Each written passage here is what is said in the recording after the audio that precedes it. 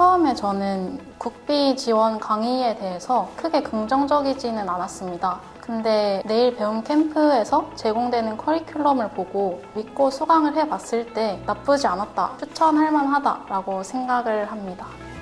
안녕하세요. 저는 컴퓨터공학을 전공하였고 내일 배움 캠프에 자바 단기 심화 트랙을 수료한 박소현입니다. 개발을 본격적으로 처음 공부를 하게 된 거는 대학교 3학년 때부터 시작했던 것 같습니다.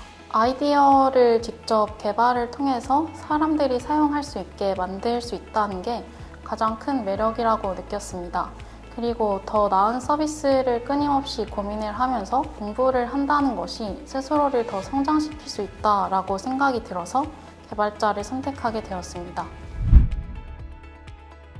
일단 개발은 할 줄 알았지만 제가 사용하고 있는 프레임워크인 스프링을 단순히 개발만을 위해서 알고 있다는 점이 가장 컸던 것 같습니다. 어떤 기술을 선택을 했을 때 논리적으로 설명을 할 수 있어야 한다고 생각하는데 그런 설명력 부분에서 좀 부족하다고 생각이 들어서 조금 더 스프링에 대해서 알면은 이런 설명력을 보충할 수 있을 것 같다라고 생각을 했습니다. 그래서 이를 더 자세하게 알고자 내일 배움 캠프를 수강을 해야겠다고 생각했습니다.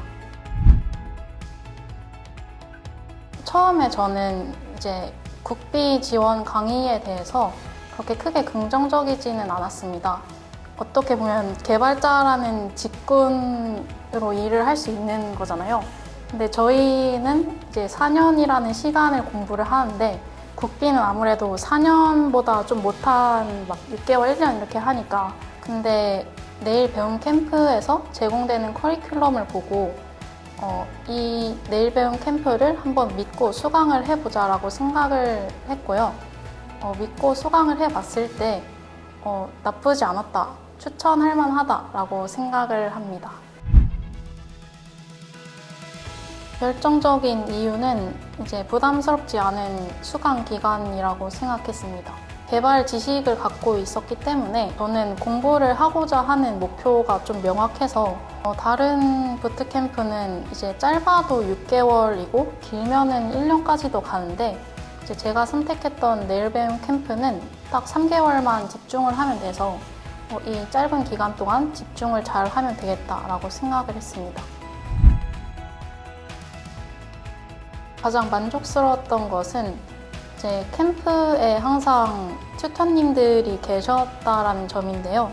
6분이나 계셔서 질문을 할 때도 기다리지 않고 바로 갈 수 있었고, 개발 주제나 시나리오를 선정을 할 때도 이제 튜터님들의 경험이 반영된 것 같은 시나리오나 주제를 선택하게 되어서 좀 더 풍부한 고민을 할 수 있었던 것 같습니다. 일단 크게 달랐던 거는 외국계 같은 경우는 공채라고 하는 모집 기간을 일정 시간 두고 모집하는 게 없었다고 느꼈고요. 반면에 한국 기업은 이제 공채라고 해서 일정 기간에 모집 기간을 많이 두잖아요. 그래서 그게 크게 달랐고 나머지 전형 과정은 비슷하다고 생각했습니다. 일단 힘들게 취준을 한 만큼 열심히 놀 생각이고요. 근데 놀기만 하진 않고 틈틈이 공부도 조금씩 할 생각입니다.